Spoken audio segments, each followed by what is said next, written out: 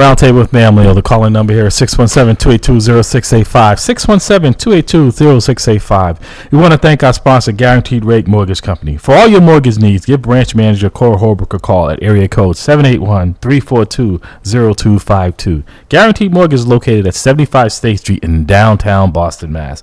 Guaranteed Rate Mortgage Company. Guaranteed to exceed your expectations. All right, with that said, we are back in studio. In fact, Cora is with us here. I don't know if she heard her intro there on her sponsorship there, but we're happy to have them. If you want to be a sponsor of At the Roundtable of Mamleo, give us a call at 617-455-2656, 617-455-2656, and we'll be more than happy to have you sponsor the broadcast. Again, want to remind our members that today at Mamleo headquarters at 61 Columbia Road is the Christmas party as well as our annual meeting there. So from 11:30 on, stop by, a little fellowship. Matter of fact, our guests here invited, more than welcome if you're in the neighborhood to stop by. Good networking because all our members will be there, and we have members from across the Commonwealth. So again, today at 11:30 at Mamleo headquarters at 61 Columbia Road. Stop in, and matter of fact, most of our past presidents, including myself, plan to attend this morning into the afternoon. So again, want to welcome back our guest, Cora Holbrook from Guaranteed Rate is here with us, as well as Samuel Reimers. I'm sorry, I know he'll introduce his companies. Yep, Sam Reimer from KR Boston, also Keller Williams Commercial. And Nelly Sardo is here from something I did not know even existed, Hispanic Realty, and the acronym is it NARIC. She's going to explain to you exactly what that is. So, the National Association of Hispanic Real Estate Professionals. Okay, all right. So we've got that out. And like I said, they're going to give you their contact information throughout the hour there. I mean, this last hour has really been informative and eye-opening. The numbers for Hispanics, as she was saying, explaining, is not much better than black here in the Commonwealth and throughout the country. And we're trying to come up with solutions how we bridge that divide, right? The wealth gap, and they're going to talk about that. So, folks, explain to you guys, we were talking off air about the wealth gap. Sam, I'll throw it to you first, and we'll go over to Nelly on where we are with that. Right. So, I mean, the biggest determinant of wealth really is real estate. It's always been, and so we've inherited an unfortunate position in that, considering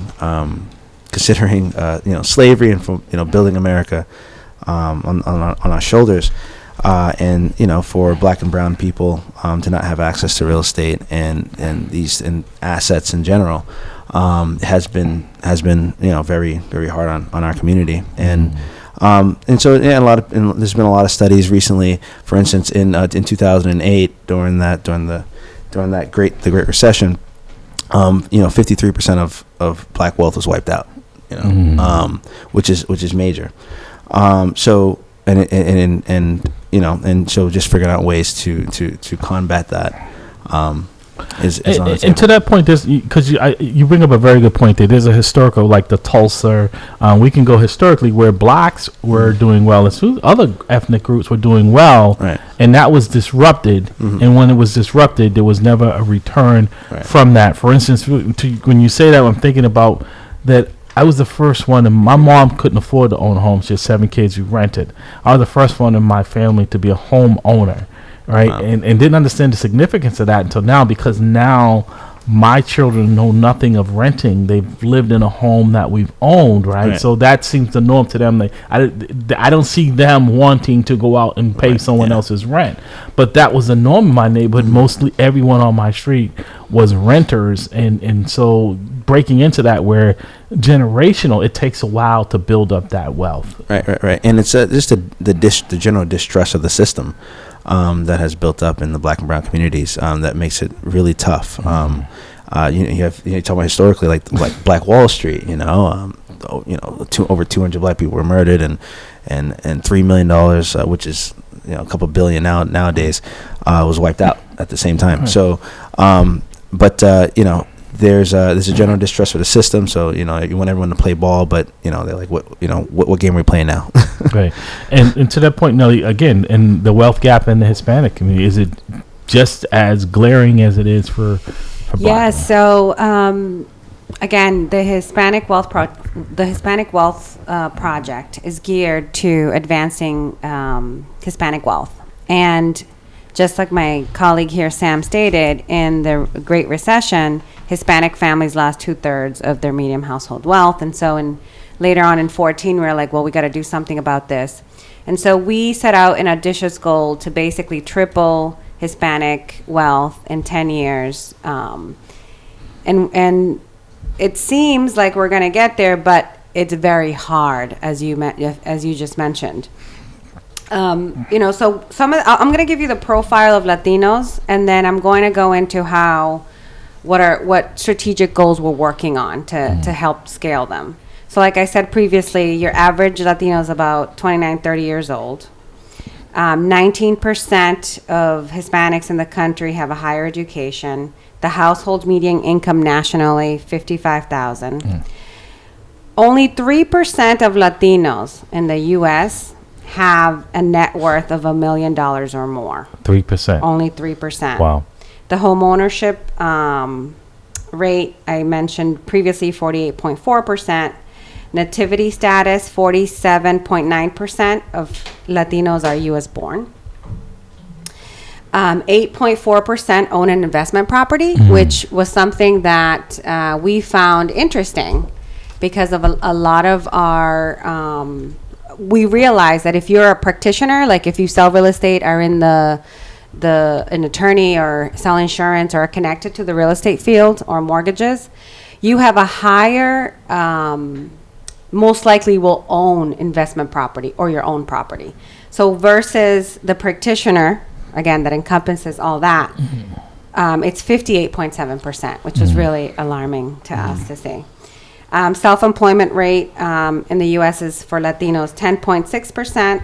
9% of business owners have at least one employee that are Hispanic, that own their company. 3% of businesses have an annual revenue of $1 million or more. And we attest that to access to capital. And then investment in retirement accounts, 25.5% invest in retirement account.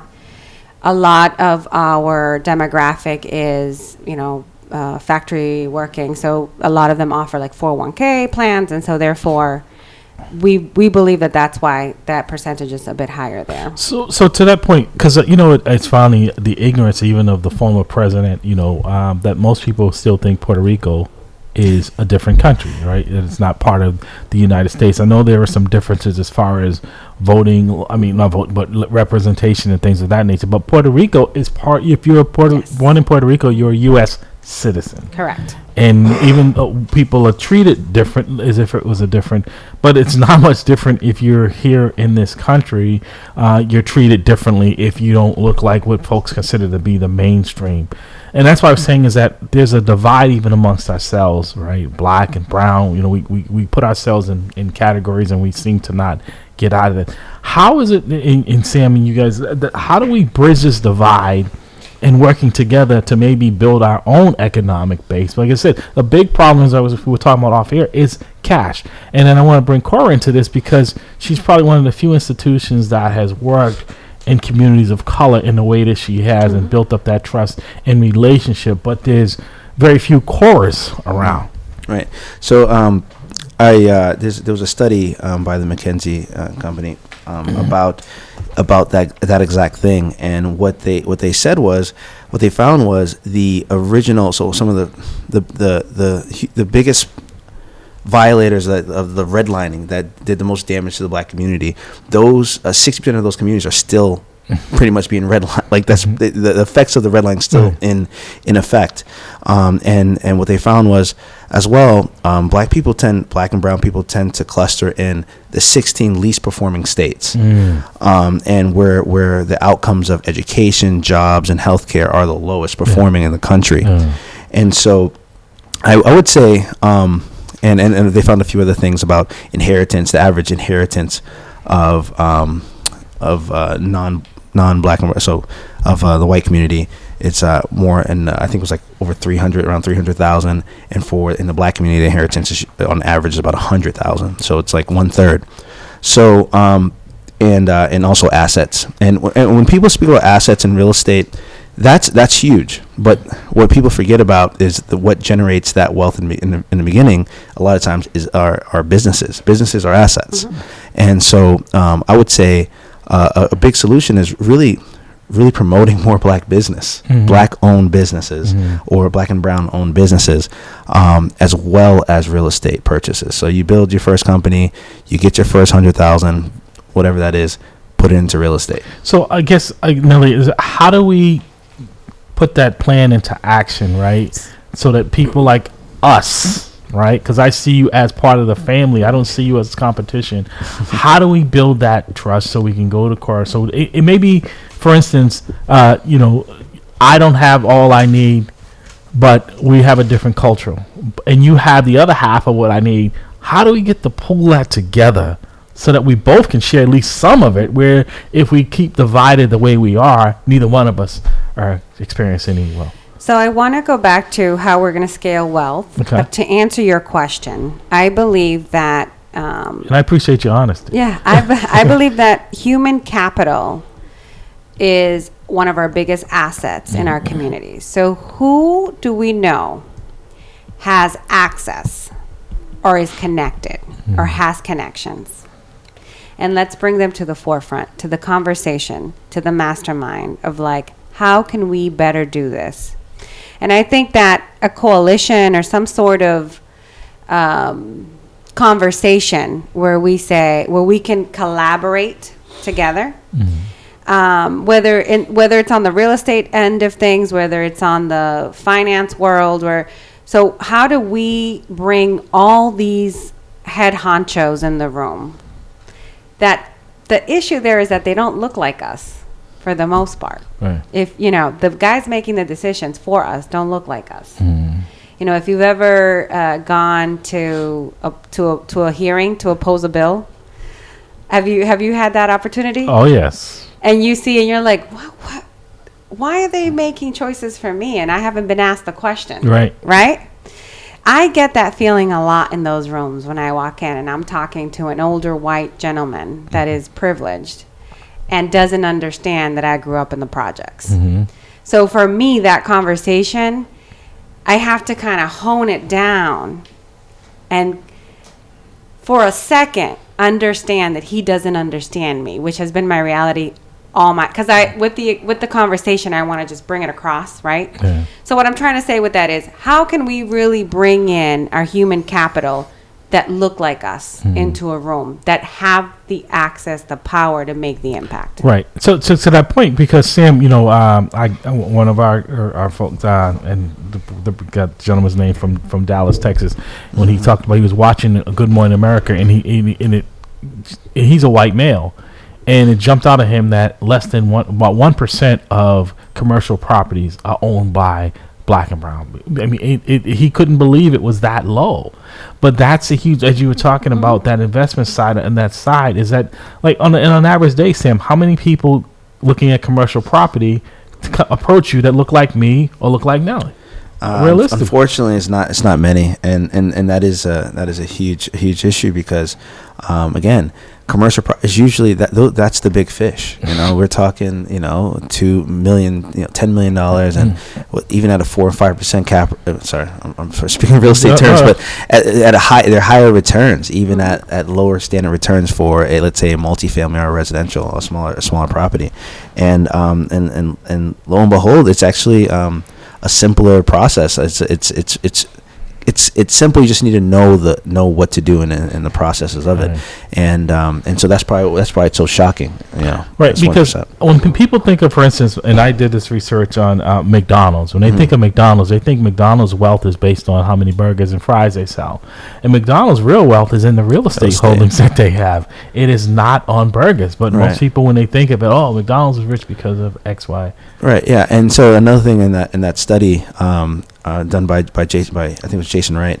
They found that it's a huge distrust in the system. I mean, just like the black and brown people, we've just been abused by the system, and the government was complacent in that. And the FHA's, the original organization was set up and to what they did was they broke up these communities and they actually classified them by quote unquote risk. And if you were brown, our color, they claimed it high risk, and they wouldn't even give money to people in those areas. And so that is there's an inheritance of effect on that we have inherited on that in our community. And along with that is stuff like what happened on Black Wall Street, and there's a huge distrust for the system, banking wise, as well as real estate wise, as well as anything system wise. And so just to turn around today and say, hey, why don't you guys invest? Why don't you do these things? Why don't you go buy some real estate? It's like, well, historically it hasn't worked out for us. So I guess bringing that bar back, and then also bringing trust back into the system by justice. I think things has to be just in order for people to trust the system. 617-282-0685, 617-282-0685. Listening at the Roundtable with Ma'am Leo. I'm your host, Larry Ellison. Dr. Bradley's off today. To that point, the irony is that they were investing because most of the landlords, even when I was growing up, my landlord was a white male. They were investing in the folks to buy those properties to extract money from us, but we were not the owners of that. Right. Cora, I want to throw this to you before I go back to the folks here at the table. How are things now as far as interest rate? Because as interest rates go up, all the work that they seem to want to do to try to help people get in, it seems that is really squeezing people out even more because interest rates. Where are they now, and do you see that continuing to climb rates? Yeah. Rates are actually coming down. Okay. But there's still. I think the Fed still is going to continue one more set of rate increase. It's because of the inflation, but to your point and Sam's point, interest rates is really a very critical element in acquiring real estate, and that's really this year we've seen less sales precisely because of interest rate. And but at the same time, we don't want to. The Fed is doing what they're doing to avoid recession, because that's even going to be worse. But really, we need to have the advocacy to call the attention of our lawmakers to this. Bring them into the conversation. Right. So I know we talked about this because I think it's important. A lot of times, just who we look like affects our rate, but a lot of times too is our credit, right? Is that I know you guys aren't giving any credit advice per se, but is there anything you could suggest to people if they're thinking of buying a home, right? What they should be doing to get themselves, so that if someone's telling them no, they don't give them that. Already, well, your credit score is a 600, so even if we do, the rates are going to be high. Because my first mortgage was 10%, and back then that was high. So I'm looking at rates now and saying, "Are you kidding me?" Right? This is bargain rates. But what can folks do to prepare themselves to come and speak to folks like yourself, Cora, Sam, and Nelly to get into the market? So first of all, I say marry the house and date the rate. So you can marry the house and date the rate. What do you mean by that? So once you're ready to buy, and you can find something within your budget, you buy that property at this higher rate, and then once the rates come down, you call Cora and say, I'm no longer dating 6.5%. Okay.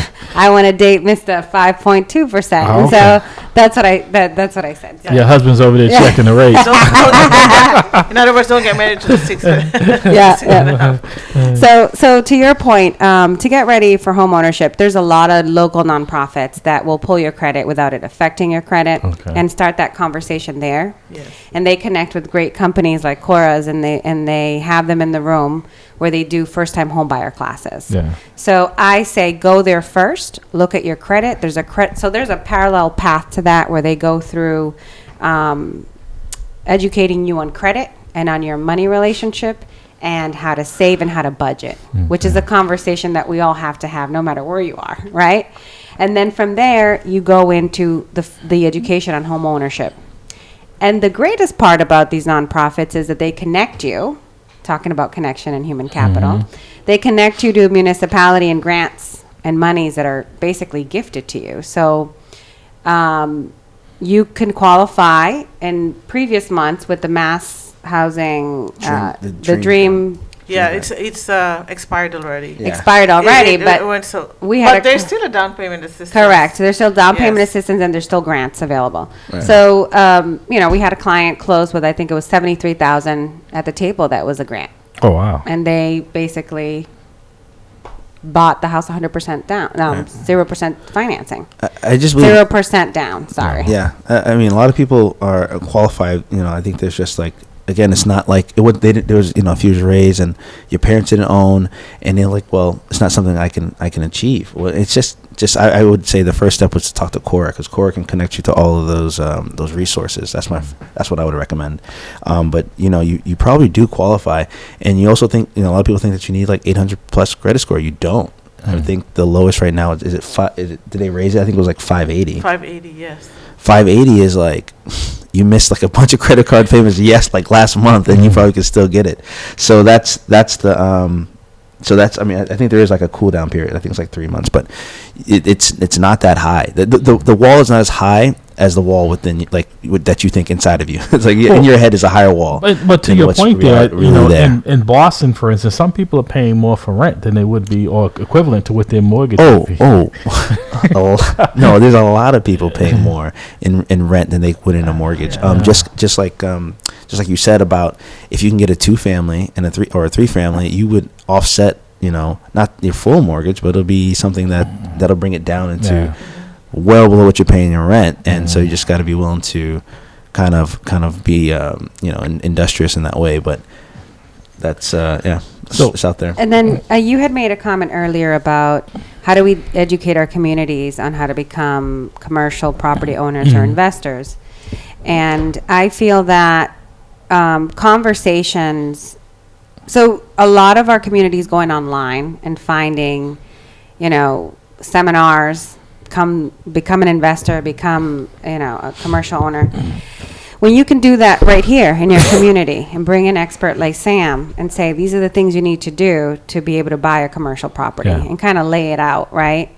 There's also a lot of meetups and networking events you can plug into. Like there's one today on a walkthrough in Boston of a guy that's fixed and flipped a house. Right. Again, that's not very prevalent in this market, but those networks are available. So it's about plugging into them. It's plugging in. Sorry, it's plugging in, but it's also committing. You're not going to just roll out of bed and say, you know what, I'm going to try commercial today. Right. No, it does take effort. It does take hard work. If you want to learn how to deal with tax liens and all that kind of stuff, it does take the time. You have to put the time in to learn it. It doesn't necessarily mean you don't always have to have the money to start. Correct. And so that's the whole thing. You don't actually need money there's a saying, need takes money to make money. It's not necessarily. You need the knowledge and the right connections, and that's how you make money. But that's the point, is that we can't teach what we don't know, right? And a lot of times that's the biggest impediment, right? Is that, like you said, you grew up in public housing, so did I for the most part, right? And so I didn't learn about home ownership. I didn't think that was something that someone that looked like me could buy a home, because one, trying to save up the money to do so, and then trying to find an institution that would loan the money to you. Is that, how do we get folks, like I said, to come to these programs? Like I said, not just a one-off. I know, I think the first-time home buyers program is a very worthwhile program for people to go through, but a lot of people are intimidated by it. And I mean, like here in Boston, for instance, let's be real, the school system is abysmal at best, right? And that the state has thought of taking it over. So a lot of these kids are going home. Their parents are renters, or they're living in public housing. So that conversation isn't taking place at the table. But they shouldn't be penalized for that. How do we start there? We have to figure out how to get the conversation at the kitchen table, right? In the schools, they need to be. That should be one of the classes. I mean, everyone always says, a financial class should be standard in all high schools. So they don't do that, and civics is gone, so they're not going to bring back financial, because that's the equalizer. So is there anything that we missed that you folks wanted to discuss? Yeah, so I don't think I mentioned the 3 goals of how we're trying to scale the Hispanic wealth, and that's home ownership, of course. Sam mentioned that as well. Scaling small businesses, again, getting them more access to capital. And so one of the things that we started at the association is we started a venture capital company. And so what we do is bring in money and angel investors. So if you're part of our network as a member, you can become an angel investor and put money into those pools. And if we all know the story of Uber, right? If you would have put $5,000 in Uber when it started, your payout would have been $25 million. Wow. So we're trying to find the next Uber. Let's see if that happens. But anyways, and diversifying in investments. And so how do we do that? We need to educate our member base on, like, you're making a little money? Okay, great. Instead of, because this is something that culturally we do a lot, is that we wear our money. And so, yes. We need to change that mindset. Right. And it's a way of like, well, when I was young, I didn't have this. I have these conversations all the time. I have them with my children as well, right? So it's like, no, you don't need the $400 sneakers. Right. These will be just fine. It's funny when you said it, it resonated because when I bought my first house at 19, and I was a police cadet, and some of my friends who were cadets as well were maxing out the credit cards, and I would walk to work and they would laugh at me because I didn't run out and buy a car when I first got my job. And then when I bought the house was paying for all these other luxuries that I had. So it just, when you said that, it just resonated with me that had I went the other way, I'd still be trying to dig out of that hole. Perfect. And then I've had I say consultation, but mentoring. And I say, hey, so what does your debt look like? And I'm like, oh, well, I wanted a motorcycle for the summer. And I'm like, why did you do that? Right. How much or was a car, right? How much was the down payment for that? You could have saved it for, to buy something. Or in like you said, if you spend $100,000 on a car, it depreciates the moment you drive it off the lot. If you spend $100,000 on a home, the likelihood is going to, not likely, it will be worth more than what you paid for it at some point in time. And that's... How do we get those folks to understand that? We're in a consumer economy, and it affects the Black and brown community just more so. And the wealth gap is actually increasing. It's not decreasing; it's increasing, even during COVID, even more so during COVID, because money tended to flow to people that had white collar jobs, people that had jobs where you could work remote, where the Black and brown community was heavily affected. When you work at a restaurant, you work at something where you have to be there, and the people that own homes, again, my house went up like almost $250,000 in 2 weeks, in 2 months, in 2 years. So it's like if you weren't on the train, if you weren't on the right side of the tracks, it's already setting you back. So unfortunately, it does take. I hate to say. it, but it does take that that accountability up front, because you buying a house at 19, like that's major. That's going to really get you on the right side of the track where let me ask you, how does that happen at 19? Who put that seed in your head? And that's a great question. I'm glad you asked that, because one of the gentlemen who's no longer with us, who was a police officer who I knew prior to coming on the job, was a mentor of mine who was one of the presidents of the organization. And so did he look like you? He did. Great. And he owned property. And so he saw my interest in it because I was helping him clean up his properties and things of that nature. And he was getting close to retirement. And he said, hey, look, I don't want to have all this. I've made my money and I'll sell you one of these buildings. Matter of fact, he actually financed a portion of the mortgage for me because he knew banks weren't going to give me that money. Wow. Right. And that's why I always try to pay it forward.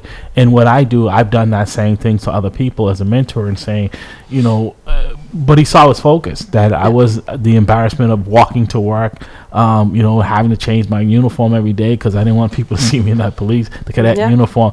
But I was able to save, and so he saw my responsibility, and that catapulted me because that property was in the South End, and I sold it a year and a half later when the Orange Line came down, and I became financially stable on my own. I was my own bank. Yeah. The problem I didn't learn was about capital gains and all of that. I learned the hard way of paying it. But I mean, that education, I've tried to pass that on. Right. That's why I'm so glad you folks are here today. But it is very difficult, and I still have conversations with new officers, young officers, and they see the more value. Like I was riding one day, and he was in the phone, and he was ordering some $400 sneakers, and I'm like, do you have a retirement plan? I said, you could put that money into your retirement plan. Oh, no, I got to get these sneakers. I'm like, you're in uniform 99% of the time. When are you going to wear them? And who are you trying to impress? Right. Mm-hmm. But it was very difficult. But to his credit, he called me a week later. He said, I didn't get the sneakers. Nice. He said, what you said had an impact on me because he says, I'm living in my parents' apartment. Yeah. I'm gonna put that money and matter of fact, it was a year later he bought a home, Nice. Good. Yeah. That's a good value to have, Larry, because I think, well, where I came from is also, a poor country. And I think one of the things that they have been, in addition to education, is value formation. Mm-hmm. How do we impart that to people? Because when they come to America, they think all of a sudden piece of paper they gold. think about owning this signature stuff. Yeah. And then then they lose track of what they came here for. Right. And so value formation, how do we stress that? Well, How do I we- think we're focused too lots on as the appearance of wealth, right? And to me, I don't want anyone to know what I have, because I think that's usually when people are attracted to just what you have and not who you are. So I'm comfortable if you think I'm the guy that has nothing. I'm fine with that. You're Where other talking to the people choir here, who yes. have to let everybody know what they every time they get something. Right. Yeah, I was on the other end of that. When I first made my first real estate check, it was like 10 grand, and I did different things, but but I learned the hard way. But for sure, I would say there definitely needs to be more people of color, black and brown people in real estate. There's just not enough people that look like us. Yes. But also in to the that space point, at all. Sam, unlike with Commercials you, even worse. What you commercials guys is do, like and the I worst. noticed with you and Cora, right? I mean, you look about this, right? This is like a Benetton commercial, right? Right? And yet we don't really see that. Like with Cora, it's unusual for people to step out of their culture. Right. And talk to other people that don't look like them, and even amongst ourselves. So here's the thing is like, and I was just thinking about what you were saying in the mastermind. The thing is, the mastermind's powerful when you're masterminding with people with the power. Yeah. So me masterminding with someone else like me that doesn't, that came in that I didn't have any power. It's the mentorship. You spoke to someone that had, a lot of experience in it, and he guided you. So a lot of times the people with the experience, with the power, doesn't look like us. So you have to be open to be humble. Like my first investor in my first business, he was a landlord. He was an Irish landlord who had he worked his butt off as an immigrant as well, but he saw me work my butt off. Yeah. And then he invested in a young brother. So a lot of times you have to kind of cross that, and then I guess bringing that wealth back to our community after that wealth of not money, but the information is what you have to bring back, kind of like what he did for you. Because he didn't give you any money, right? No, he just gave you the information exactly to do that. And then I think so. Finding a mentor is huge. Huge. Finding a mentor to guide you through, because I did not get here on my own. I had mentors kind of help me get here, and then having that discipline, that determination. They have to want to do it. Well, that's the part too, is that folks want you to do it often. So Nelly, how do we do this by example? Because I've tried, but. Like kind of taking this show on the road, right? So one of the easy things that we can do is, and I say it's easy because it's accessible to all of us, but we may not want to, right? And it's posting this stuff on our social media. To meet them where they are. Because the thing is, it's very rare that someone will say, "Hey, would you mentor me?" The approach is usually not that direct. Right. It has to be a certain kind of character to do that. But to your point there, I think a lot of times people want people to think that they're already doing so well, right? True. They don't want. It's almost like they feel like they're being vulnerable by letting you know that they don't have a whole lot, and that this is really a facade that they're projecting out there. I would ask you guys. I don't know. Were you mentored? Yes. Okay. So did you find your mentor? Did your mentor find you? You know, it's interesting. I think kind of a combination of the both. Okay. Because it was happening, and I wasn't even aware that it was happening. Right. You know, and then I just said, oh, okay. And honestly, when I went with him a couple of times to pick up the rent, that was like, wow, people pay you, and this is how this works. So like, there's the saying, when the student's ready, the teacher will repair kind of situation. Because I've trained so many agents and so many people. A lot of times they have to want it. I can have all the information. I can have all the mentorship. You gotta have to want it. And I think sowing those seeds early on in school would help. At home, it needs to help so that they can seek mentorship in the first place. Most mentors want to pass on the information. Actually, it's not a closed door for most people. It's just actually like they want to help. You go with the right attitude. But like my first mentor, I literally helped him change out the water heater. I just put it in the back of my truck and I took it in and I changed it out, and he's like, and I didn't ask for anything. I just went on to work, and then eventually became an investor for me. But anyway, so you just got to have that kind of. Just you gotta want it. You gotta want to do it. Right. And I think it's so hard with the culture today of the illusion of wealth. Yeah. More than actual wealth, we think, I remember Oprah Winfrey said one time, a lot of people are still paying for a meal on their credit card that they've had 2 years ago, right? Because they're just making the minimum payment on it, and the perception is of wealth. And we've got to get that. But also, again, as I was alluding to, Nelly, is us working together. Because the system is not designed for any of us, honestly, in a fair process, right? Some of us navigate through and then we don't look back. Right. I've always tried to look back, and that's what you guys are having here today of looking back is how do we increase that, right? Looking back. Before we jump, I just wanted to say one more thing because I know we're wrapping up soon. One thing that I really took to heart earlier on in my career, and I know the listeners probably doesn't even know about my earlier years, but right now, the average wealth difference is we said 10. Is it 10%? Is it of the average white American? No, actually, it's like the average net worth of a black family in Boston is $8 compared to $247,000 right. for white. So it's massive, and it is what it is. So, but that's where it is, right? And you got to start somewhere, and it takes a lot more accountability. Just like not buying those $400 shoes. Unfortunately, that's just where it is to start. Right. So know where you are. I mean, being realistic where it is, and then making the proper steps to move forward. I think that's very important. And so, what you were saying? I'm saying, how do we bridge that? How do we get more folks like yourselves, right, in front of folks to be able to get them to understand what real wealth is and what perceived wealth is, and that it's not even that complex, really. Okay. It's you have to understand the compounding effects of wealth. It compounds, and also, but it's a double-edged sword because poverty compounds. Right, but I guess because my point is that people want the perception, right? I know a lot of folks they want people. They live in this alternative world where they want people to think that they have all this wealth because of, like you said, alluded to the outgoing of it, right? If you see me with the $400 shoes, I must be doing well. Not knowing that I'm paying $20 a month on my credit card to have this illusion of wealth. And that's really what, if you look at advertising and things of that nature, it's targeted towards us in that way. I see very few, if any, commercials that target us about buying homes or things of that nature. We also have to understand that wealth means something different to you than what it means to me. Okay. Right? So, to your point, how do we gather and get into a room? Our social media outlets are important. Telling your story. Like that story you told here today is very powerful to someone in your network that you're probably unaware of, that doesn't know that about you, right?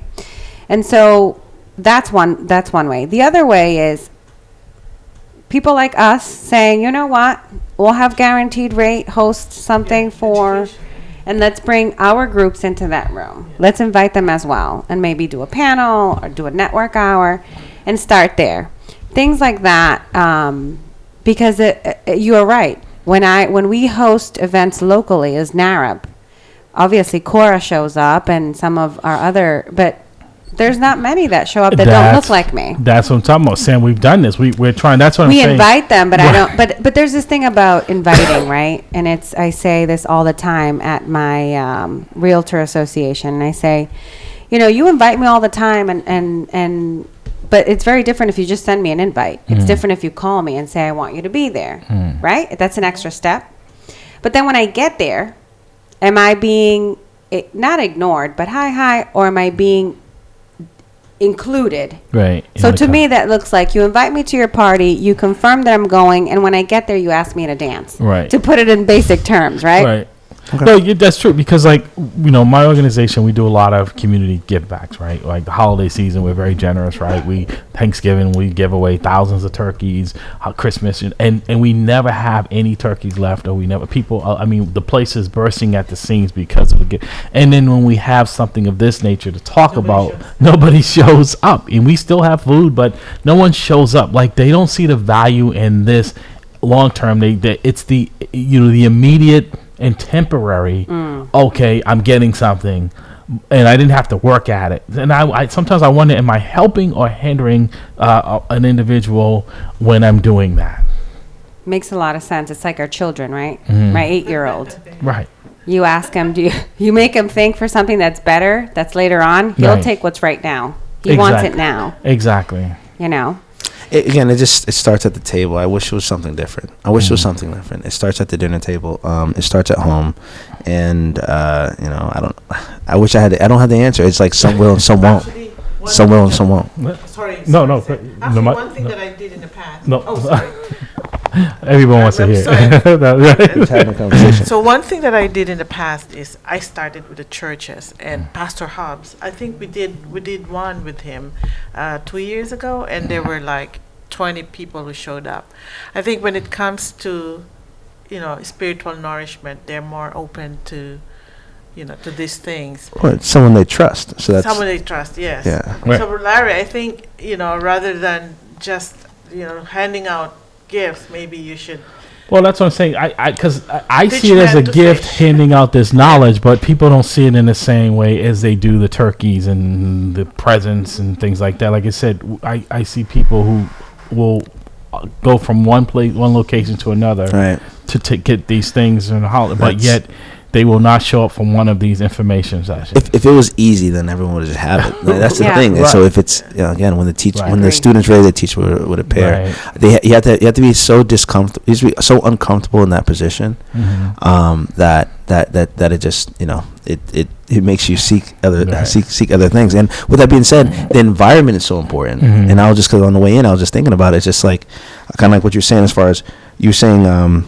Corey, you're saying, like, immigrants, when they come in, sometimes they're chasing sometimes the all the things that America represents, but at the same time, the immigrants are some of the hardest working. I'm first, second generation. But what I always say, though, the problem with immigrants is once they become Americanized, right? Right. That's what you're saying. Yeah. Right. Because I see like generations where families come, they have 2 or 3 jobs, and their kids were born here or they were raised here, and they become Americanized, where they don't have those same values and that understanding of how hard it is, right? And they become very complacent, and I can tell where the gap stopped, right? Right. You can actually see it. You can literally see it. That's what I'm talking about, Sam.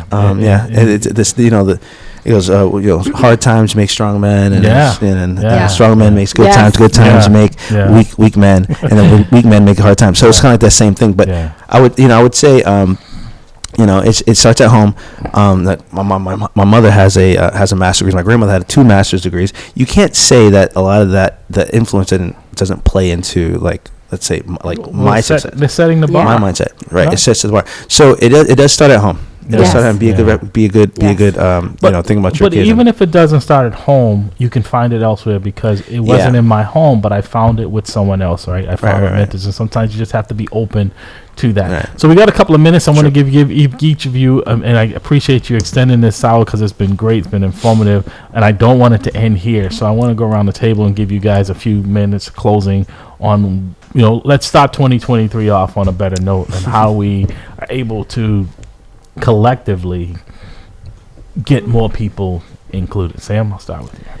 Collectively included. I mean, it starts education based. And also, would you don't mind giving out your contacts for me into your speech? Right. Yeah. So, I think it's all education.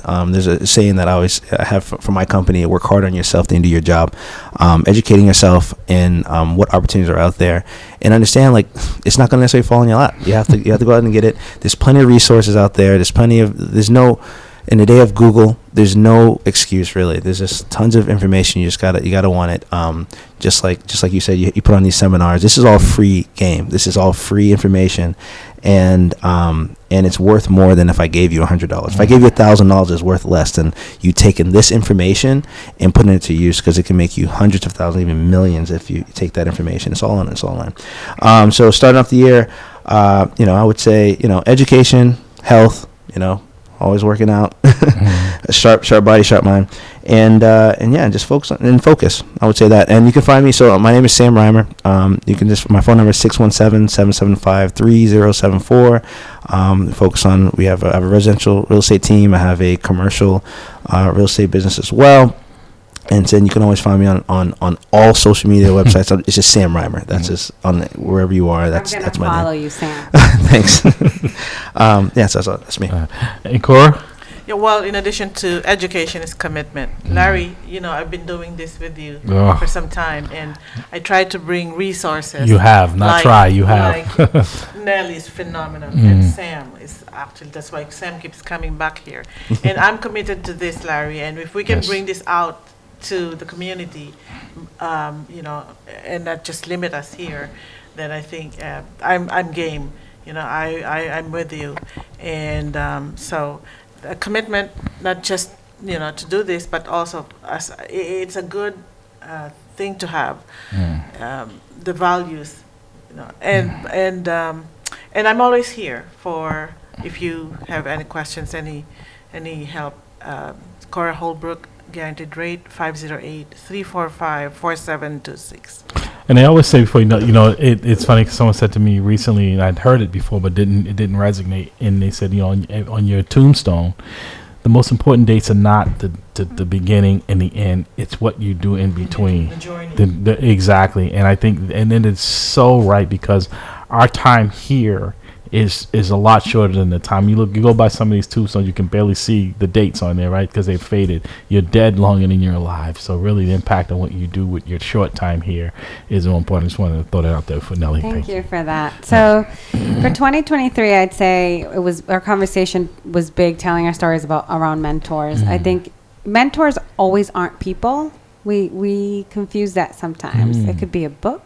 It could be an online community.